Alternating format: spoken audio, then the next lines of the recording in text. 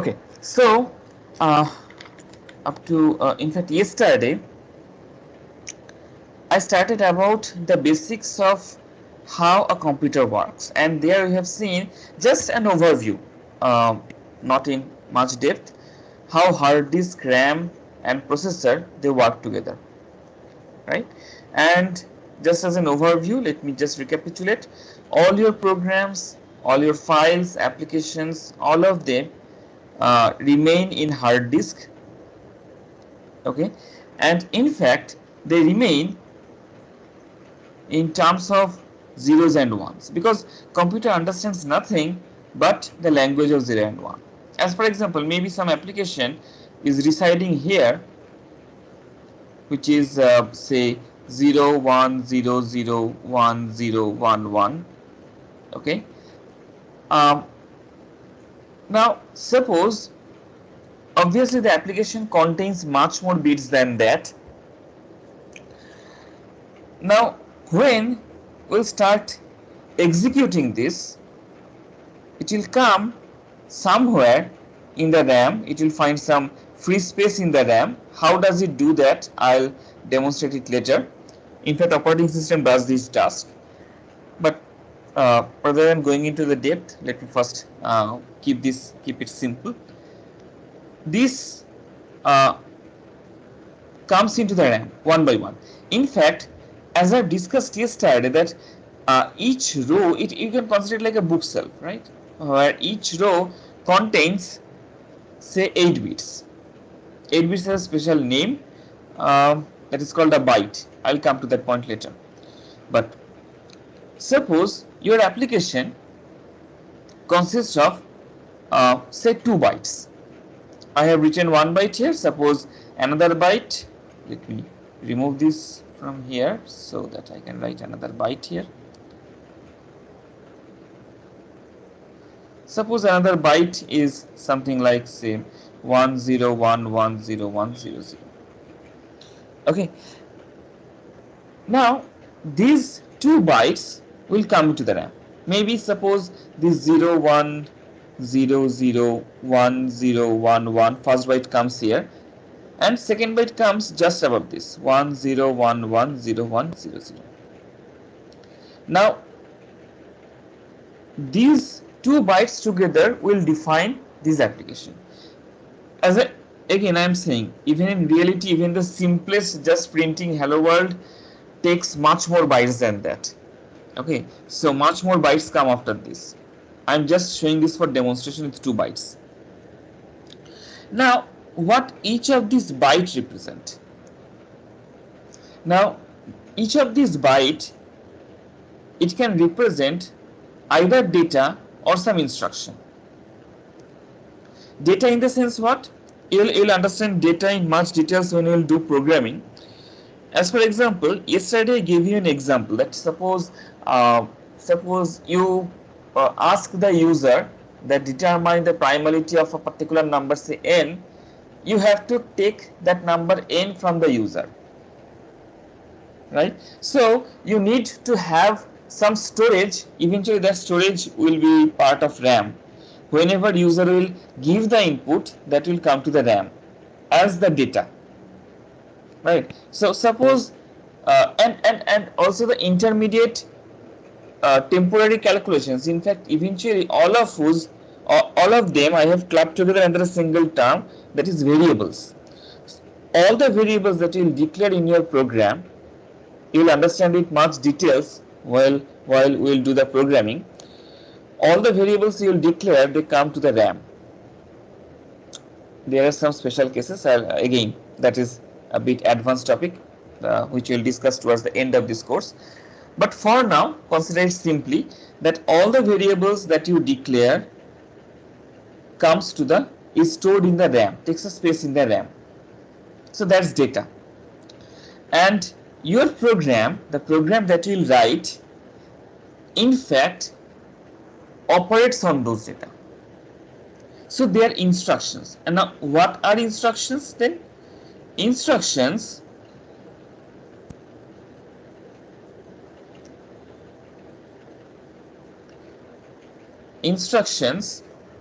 instruct a computer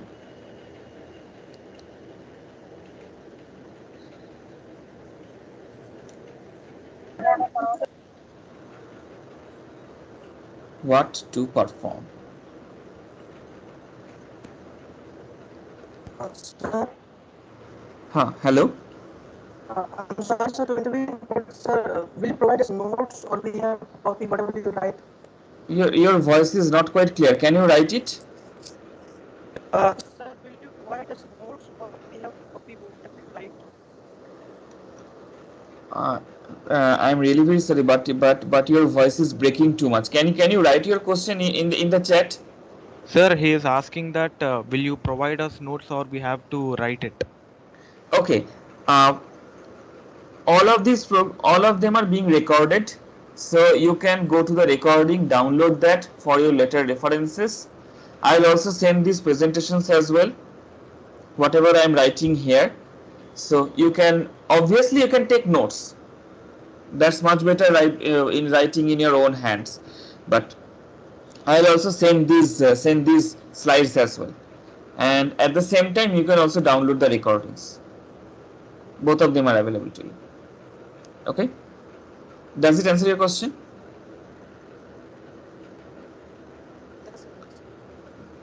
In fact, whenever a class ends, at the general section, at the corresponding post, you'll see a link to download the corresponding recording as well. If you want, you can download the recording and keep it for future references. Okay, so in simple terms, instructions instruct a computer what to perform. That means what? Maybe suppose this 01001011.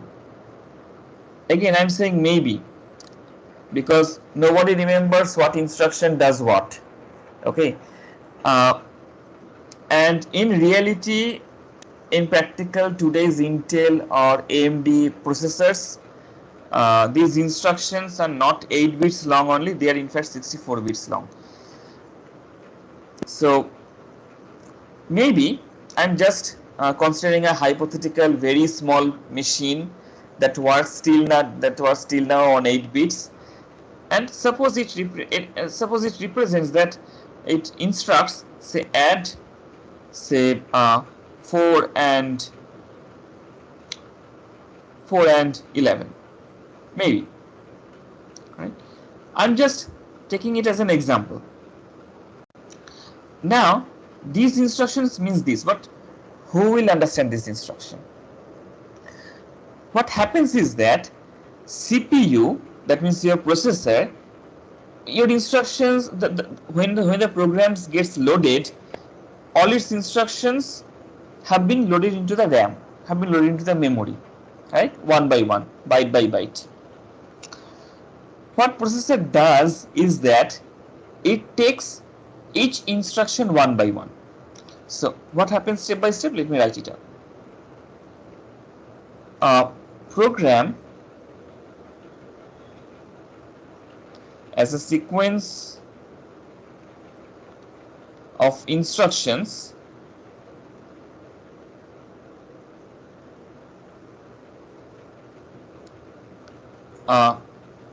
gets loaded into RAM, which we also say it as gets loaded into memory. In fact, we use these terms very interchangeably. Gets loaded into memory. Processor, that means your CPU, the central processing unit, it reads instructions one by one.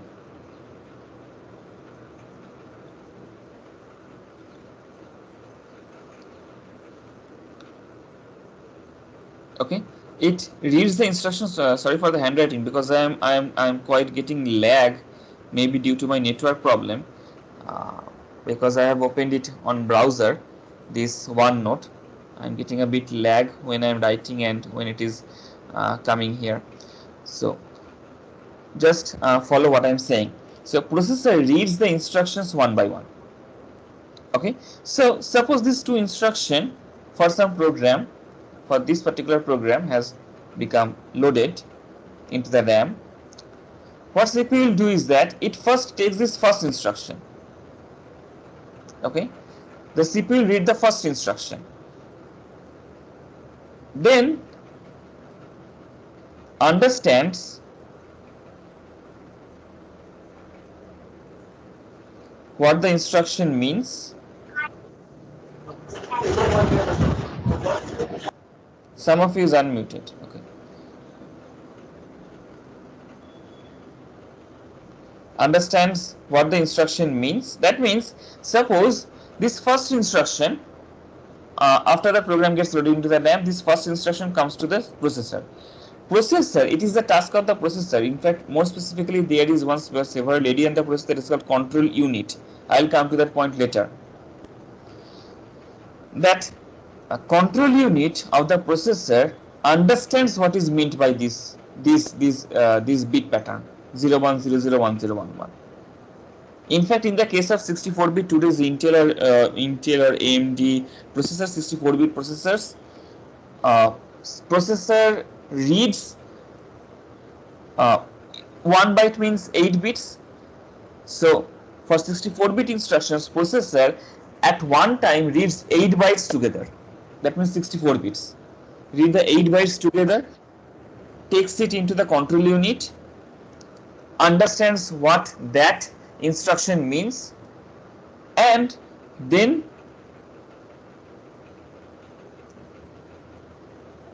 commands the system to perform the task.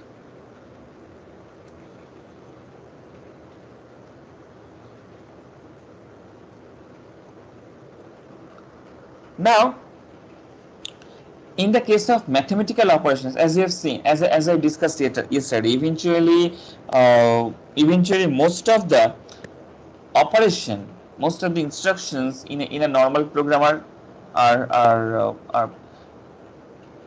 logical calculations. In fact, in short, calculations. Those calculations are performed in another part of the CPU, that is called ALU, arithmetic logic unit. Don't worry, I'll discuss these things in great details. Okay, so it performs all the arithmetic operation, addition, subtraction, multiplication, division, everything can be done in that ALU. Now, suppose, as for example, this command has appeared 01001011. Suppose it means add 4 and 11.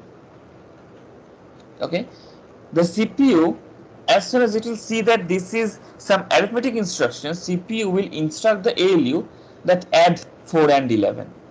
ALU will do the job.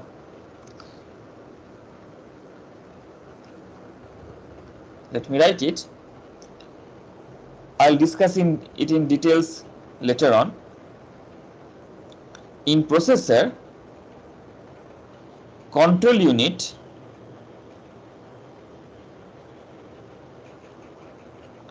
decodes the instruction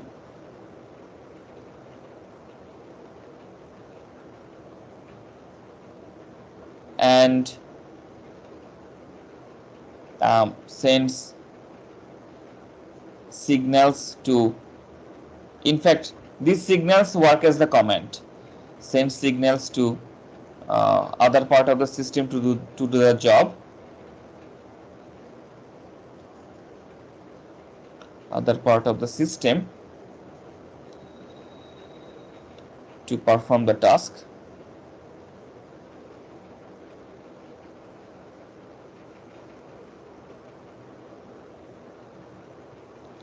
And ALU, which is also goes by the name arithmetic and logical unit, arithmetic and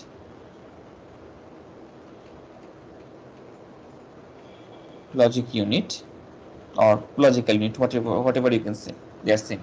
In short, this ALU. arithmetic and logic unit performs all the arithmetic and logic operations.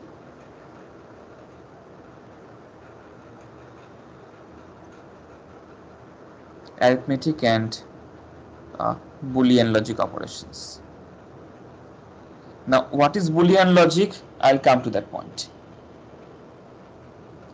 And I think you already know this name of the names and functionalities of various Boolean logics from your class 12 physics, 11, 12 physics, and, or, not, XOR, XNOR. You know these things?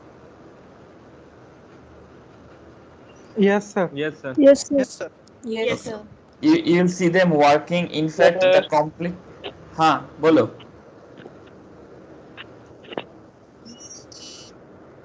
In fact, you'll see all those gates working. In fact, your complete computer, the digital circuit inside the computer, is completely built up of those gates. Okay, I'll come to that point later.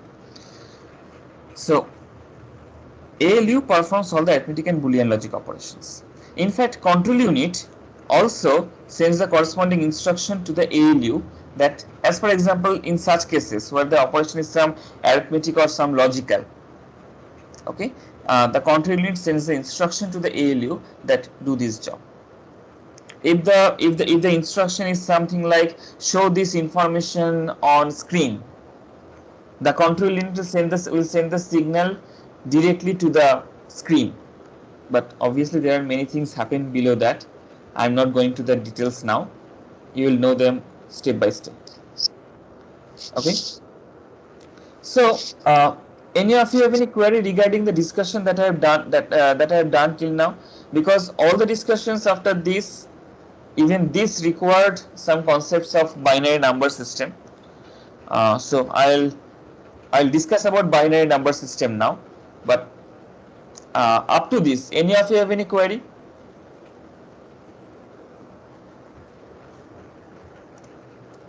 Okay. Okay. So what I'm going to represent here is the binary number system.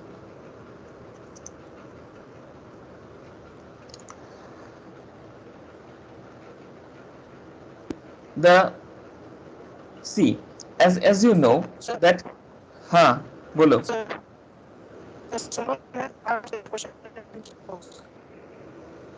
Your voice is really breaking. I don't know, maybe on this side. Kindly write the question, or some of you can recapitulate what he has just asked. Sir, the question in chat box.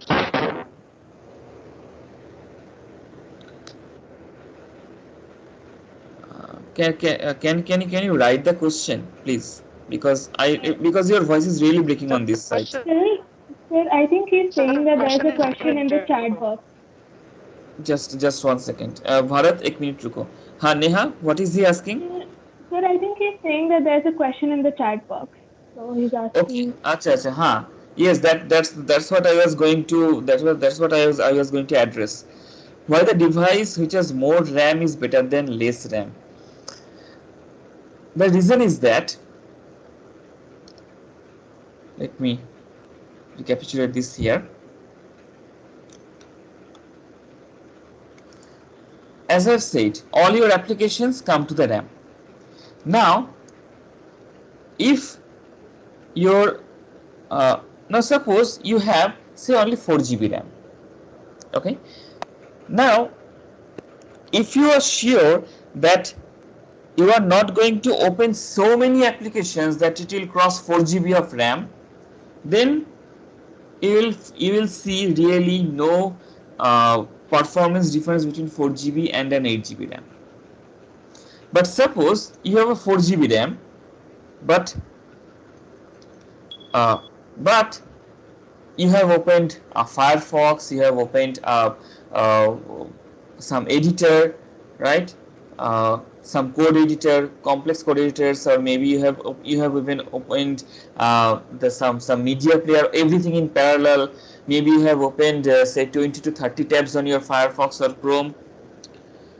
All of them together, they are going to they will consume more than 4 GB space.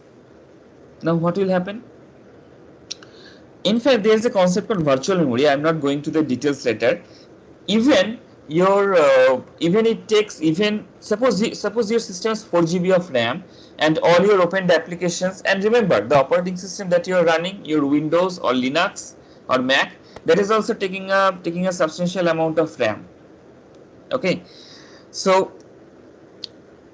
everything together, suppose if it takes more than 4 GB of RAM, what it does is that the computer is intelligent enough that it keeps some of it on the hard disk, some part of your application on the hard disk. I'll come to that point later. Okay, that is called virtual memory or swap space. Now the fact is, whenever your application, one part of your application goes to the hard disk, you will see that that particular application starts to lag, because reading from hard disk is really slow, right? That reading speed about hard disk is, I think I also mentioned previously. So even though computer creates a continuous space, that user thinks that no, I do not have only 4 GB, rather I have unlimited amount of space, because I can open any number of applications, I can open any number of tabs. At least it does not crash. The fact is that you can open any number of applications, any number of tabs, anything, but after your complete RAM gets filled up, a part of each of your application goes back to the hard disk at a special location, and accessing from there is really slow, and that's why that particular software which has went to the hard disk starts lagging. Okay, and that's where high amount of RAM is important. Now suppose you do not have 4 GB RAM, rather 8 GB of RAM.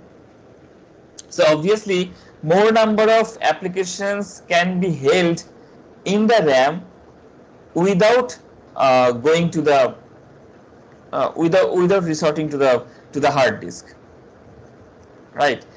So obviously you will not see any application lagging in that scenario. But as I've said, if you are a casual user, you just open up your machine, you open up just a simple browser, do some browsing or just small tasks and so on, not intensive tasks, then you will really not see any advantage of having an 8 GB RAM or 16 GB RAM, right?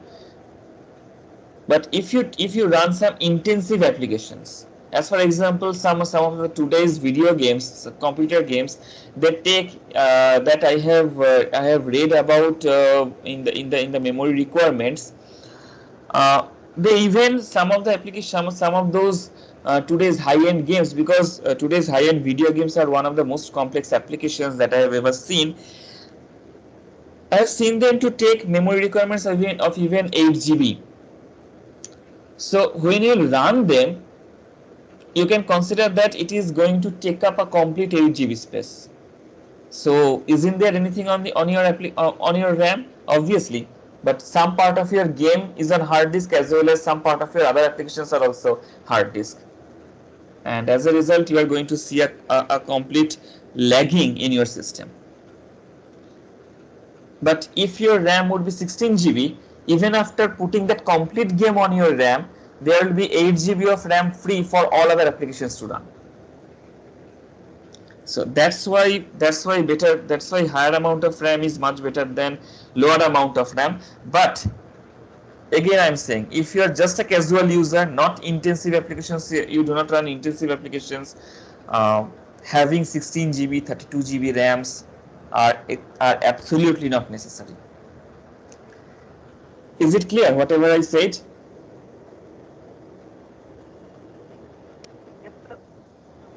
Okay. Yes, sir. Okay. Okay. So any of you have any further query?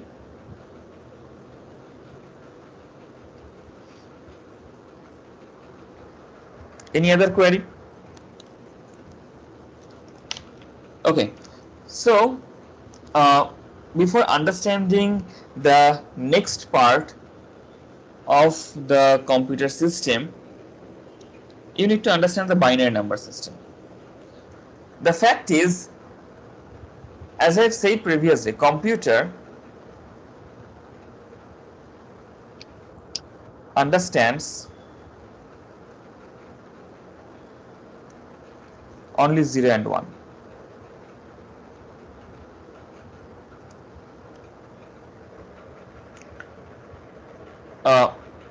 Now, computer understands only 0 and 1 because everything in computer is some switch, which you can consider like a transistor implemented using. It is only on or off, right? So if it is off, it is 0. It is not. There is no current flowing through that particular transistor, or it is 1. Now, so if computer understands only 0 and 1, how so many advanced, in fact today's complete world is literally running on a computer, how it is doing so much vast tasks? The answer is this: anything can be represented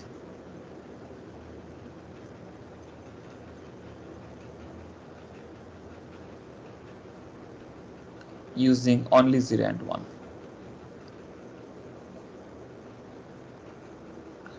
This is a really vital point. Anything that you can express as a writing, that can be represented using only 0 and 1. There are two steps to do that. First, you have to understand that anything can be represented using numbers.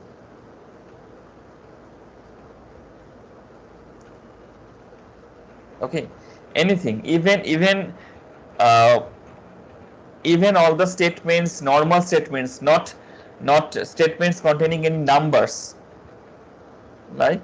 Right? Those normal statements can also be represented using numbers. How? I'll show that later.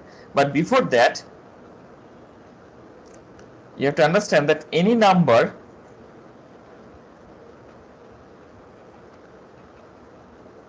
can be represented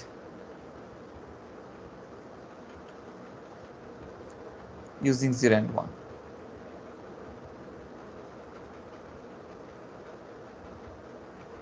And by any number, I mean any number you can think about, starting from positive integer, negative integer, positive real numbers, negative real numbers, everything. Eventually, complex numbers are a pair of real numbers, so that can also be represented, right? So any number can be represented using 0 and 1. Now, I'll first focus on this part: how to represent any number using 0 and 1, and then I'll show you how anything can be represented using numbers, so that whenever I will give you some information, you will be immediately able to tell what is the sequence of zeros and ones stored at the place of that information. My voice is not. Am I not audible? You are audible, sir. You are on. No, sir, you are audible, sir. Okay, then You okay. I think there is some network issue on the Mrityunjay's side. Mrityunjay, if I'm not audible to you, you can. If I'm not audible, he will not be able to listen what I was saying as well. Some of you can inform him that if I'm not audible to him, he can. That means he can close and rejoin again.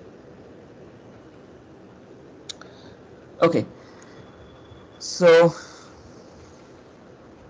our first focus will be on this part. Any number can be represented using 0 and 1, and I'll do that step by step. First, natural numbers, that means positive integers.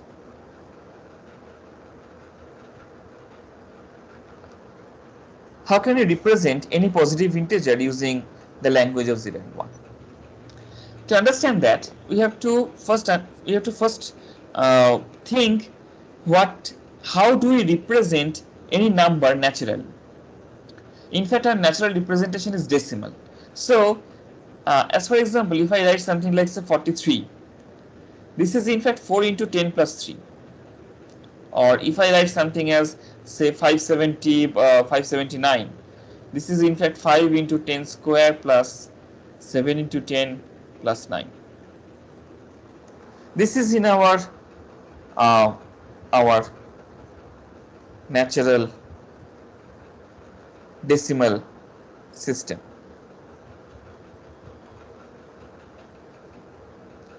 Decimal system means base 10. And in the base 10, we have 10 digits. We have 10 digits available: 0, 1, 2, all the way up to 9. These are the 10 digits that are available. But in a computer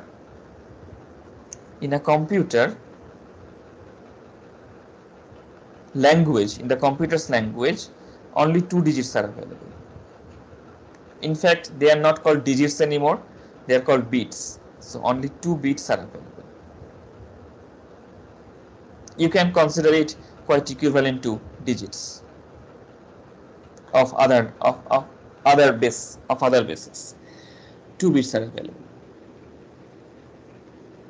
say 0 and 1 only, right? So this is a not decimal system, rather we call it a binary system.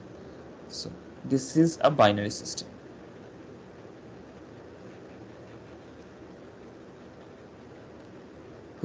Which is in fact base 2. Base 10, 10 digits available from 0 to 9. Base 2, 2 bits are available, 0 and 1. Okay.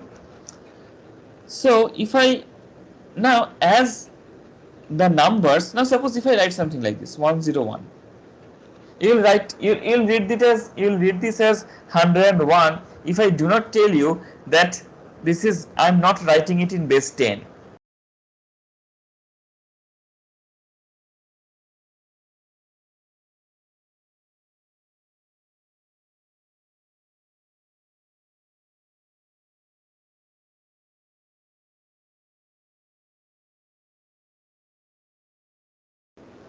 Sir, I think he's just saying answer, sir, that one. 5. Okay, yes. Yes, it's 5. So all of you know about binary system? Okay. No, sir. Okay, okay. So let me write this out. So now if I write 101 if I tell it that I'm not saying that in which base I'm representing it, naturally we'll read this in base 10 and we'll say that this is 101. So this 101 in base 10, so that's why we will always write the base as the subscript to tell that in which base I am considering the number. Okay. Now this 101 can also be in base 2. Now in base 2, there is not 101 in decimal anymore. Just like this, in base 10, what I did is that I took each and every digit and multiplied that using the increasing powers of 10. I named it 0, 1, 2. I named the positions. Now this is 9 into 10 to the power 0. This is 7 into 10 to the power 1 plus 5 into 10 square. See the corresponding digit into 10 to the power corresponding position. Okay. Similarly, this is 0, 1, 2. So and the base now is 2. So 1 into 2 square plus 0 into 2 plus 1 into 2 to the power 0, that means 1. Okay, and this is 5 in decimal. So 101 in binary is 5 in decimal. Is it clear to all of you? Yes, sir. No, sir. Yes, sir. No, sir. For example, Repeat again. No, Okay. sir. हाँ मैं और एक example दे रहा हूँ. एक minute. Wait for a second. Now suppose I am writing this 11010. Okay, and I want to represent this in binary. Okay, remember, as I've said, just like here in base 10, you are taking each digit and multiplying it with the base to the power position, right? Similarly, take the positions here 0, 1, 2, 3, 4, okay, and numbers into the corresponding digit into the base to the power position. Here base is 2, here base was 10. Okay, that is the only difference. 1 into 2 cube plus 0 into 2 square plus 1 into 2 to the power 1, that means 2 plus 0. Okay, and if we evaluate this is 16 plus 8 plus 2, 26 in base 10. Okay,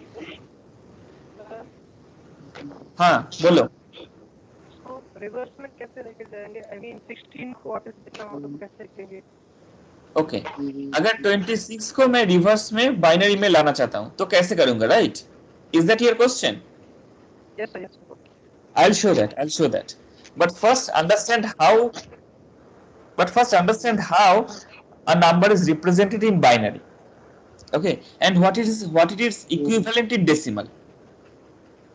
Okay, so if I give you another number, say 1 0 1 1 1, just in fact you can do this without writing positions as well.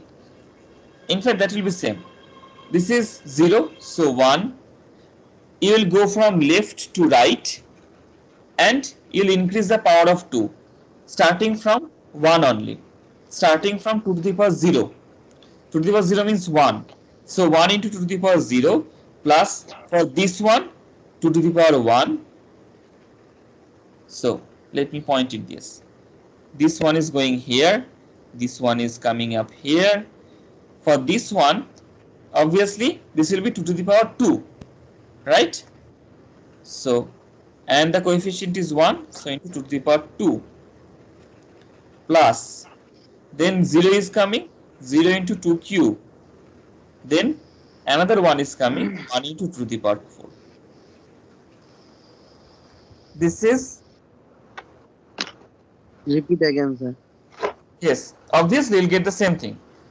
I just showed that you can do the same thing without even think about the positions as well. Just multiply using the increasing power of 2. Just like it has been done here. From last to the first, increasing powers of 10 is being multiplied in decimal system. Here, from last towards the first, increasing power of 2 is multiplied.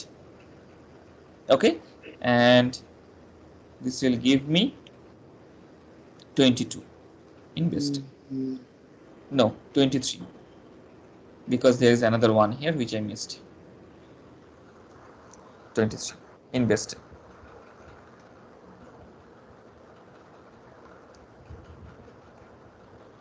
Is it clear till now? Is the concept clear till now to all of you? Yes, sir. Yes, sir. Yes, sir. Okay. Now, this is how we convert binary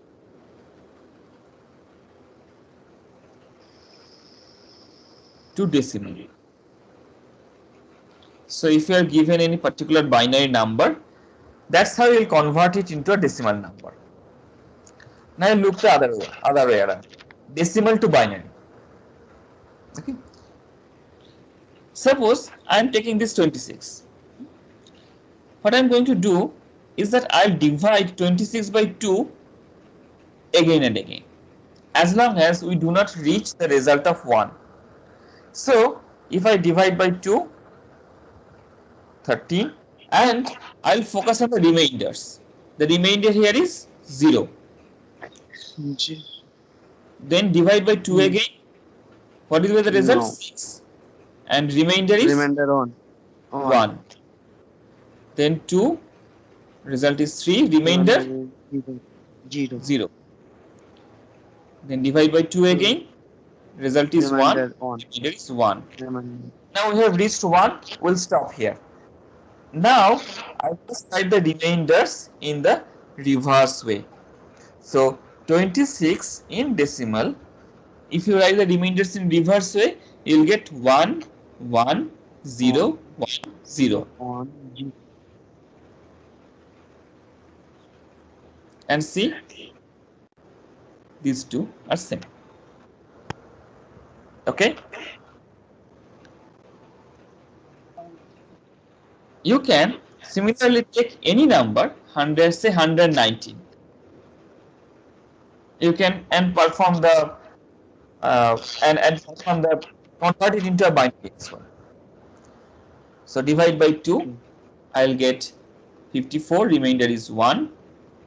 I think I did something wrong. No, wrong, sir. 59. 59. 59. So now 2 again. What will be the result? 29. 29. Remainder will be Remainder on. divide by 2 again. 14. Remainder 1. Remainder on. 7. By 2 again. 7. Remainder 0. Divide by 2 again. 3. Remainder is 1. And divide by 2 again. Result is 1. It's 1. Oh, I have got palindrome. Let me show you. If I write this in this manner, On. 0 on. 1 1 1 0 1 1 1. That's what I said palindrome. You read it forward and backward, you will get interesting string. So that will be in binary. That will be equivalently in binary. Now let's check it out. So 1 1 1 0 1 1 1 in binary.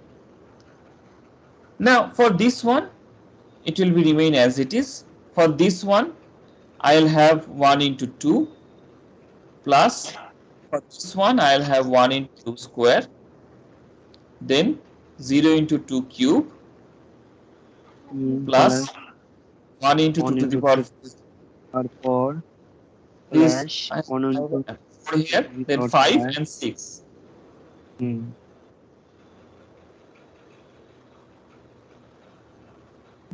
Okay, and if I do the calculation, 1 plus 2 plus 4 plus, it is 0 here, 16 plus 32, 64. Plus 64.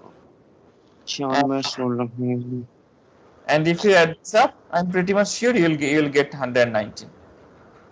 You can check it out. Yes, sir. Okay. Okay. So, sir I think ऊपर से नीचे लिखना चाहिए था मैं ये हाँ sir जैसे ये 26 लिखा है आपने 11010 हाँ सर आई थिंक ये 01011 होना चाहिए no. As I said, you have to write the remainders in the reverse way. Yes, sir. Not here also I have written in the reverse way.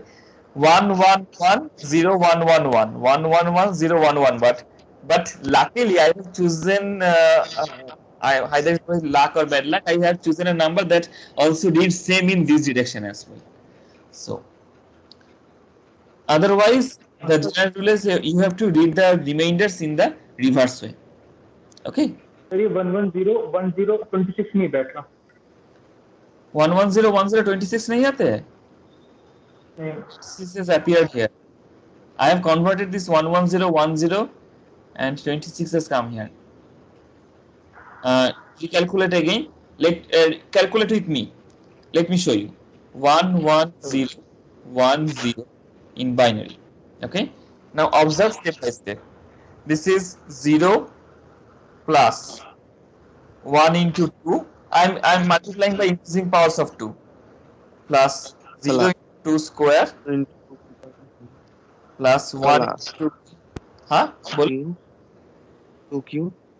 हाँ plus 1 Plus into the power 4. Okay. Now 0 is here. 2. Then 2. 0 is again here, so I'm not writing. Then 8. Then 60. 26. okay. Okay sir okay ठीक है. Okay. So now in this conversion, I think you have observed one thing, that there is no necessity to write the zeros anymore, right? So we can simply skip all those positions where there is a 0, and multiplying by 1 simply gives you that power of 2.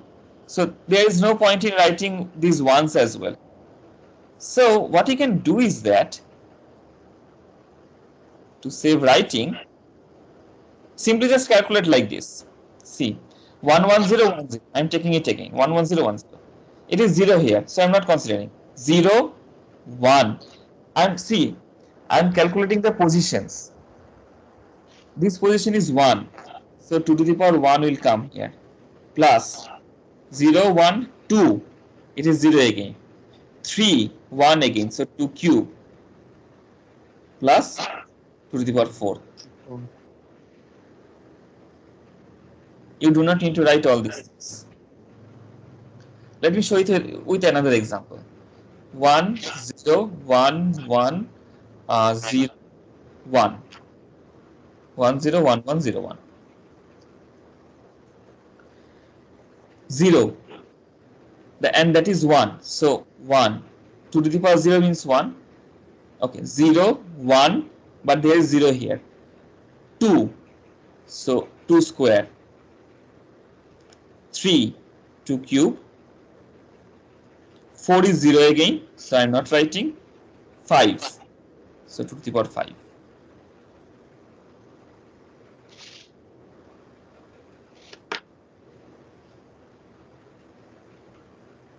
Whatever we'll get here. 73, I think. 77, I think. 13 plus 64. So this is 32, not 64. Yes, sir. yes. Thank. That will be 32. Good. I 32, mistakenly wrote 60. 2 to the power 5 is 32. That's my mistake. So 44, 5. 45 in decimal. So this in binary is 45 in decimal. If you divide it continuously by 2, you will get this back. Okay. Is the concept clear to all of you? Yes, sir. Yes, sir. Okay. Now, here I have discussed that you need to divide continuously by 2 to get the corresponding binary, right? There is another shortcut to do that. Just like you do not need to write much in this format while converting from binary to decimal. In decimal to binary, though that shortcut at this stage may seem daunting, because and initially I suggest that you go via the division route, dividing by 2 constantly. But there is another way. But for that, you have to keep the powers of 2 in mind. Okay, which is not easy, but as more and more you will operate with binary, that will become easier. So let me write the powers of 2 at first. 1, 2, so much lagging it is. 1, 2, 4, 8, 16, 32, 64, 128, 256. You do not need, it depends upon the number on which you are trying to convert. Okay, so it goes after this. Now suppose you want to convert, say this 45. Okay, what will you do is that, can you tell me which power of 2, which maximum power of 2 is lesser than 45? It is 32. 32. So 32 plus 13. Now convert 13. Now do the same thing for 13. 3 power 32 plus 8 plus 5. Right? 5, yes. Yes. 32 plus 8 plus 4 plus 1. And we are done.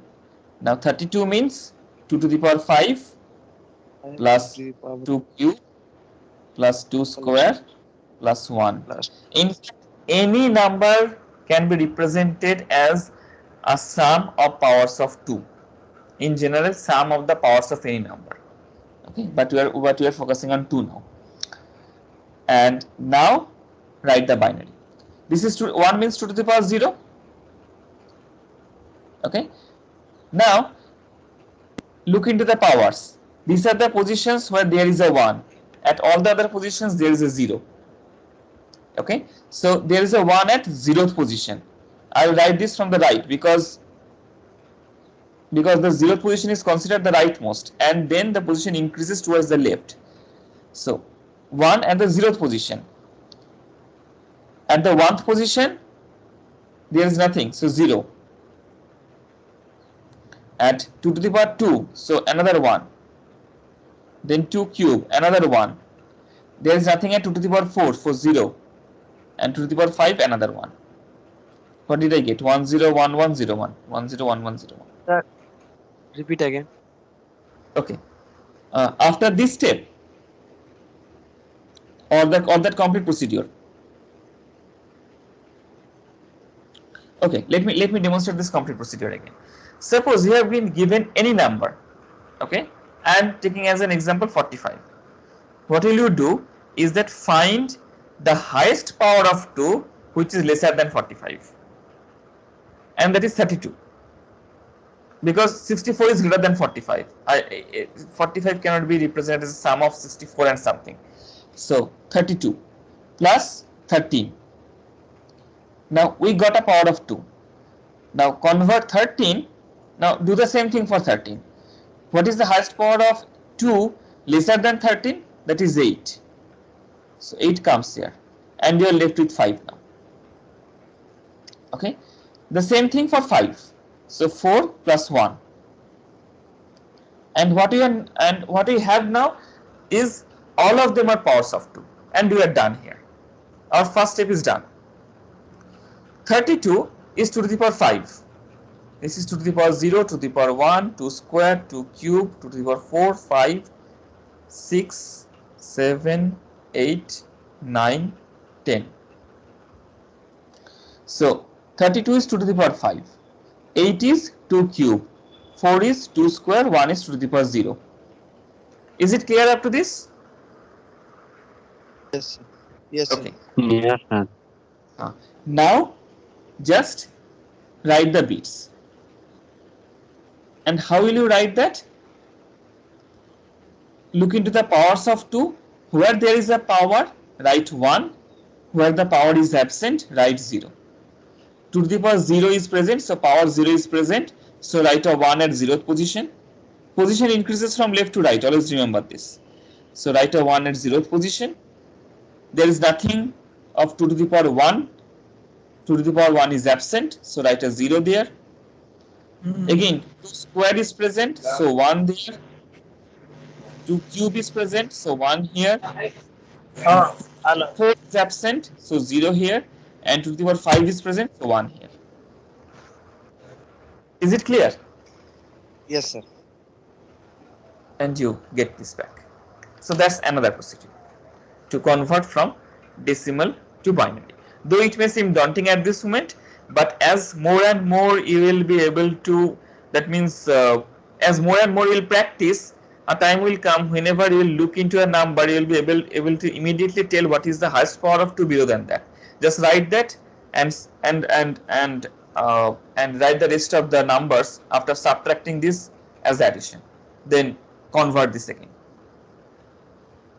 Okay, so this is another way that can be done, but this becomes daunting even for experienced, for the large numbers, where obviously this division by 2 is the only way you can do, right? Otherwise for small numbers, for quick checking, this is just a small trick, nothing more than that. Okay, any of you have any query regarding this discussion? Because next discussion will be from 5 to 6. Any of you have any query regarding this discussion? No, sir. No, sir. Okay. No, sir. No, sir. Okay. So I'll keep my discussion up to this now. We'll see you at 5. Okay. And there I'll show you the binary arithmetic and how to represent negative numbers. Okay. Sir. Sir, Huh. sir, what is 5 to 6? 5 to 6. There is a class at 5 p.m. na today. Yes, sir. Yes, sir. Ah. Yes, sir. Yes, sir. Tutorial. Yes, sir. In fact, at the place of tutorial, I'll take the class of two sections together, D1 and D2. Okay. At least in this way. Yeah. Divyanshu, do you have any question? Yes, sir. Sir, why is 1 byte taken to equal to 8 bits? Like, is that any standard or is there any logic behind it? You can say it's a standard. That 8 bits has been considered as a standard. Okay. Any other query?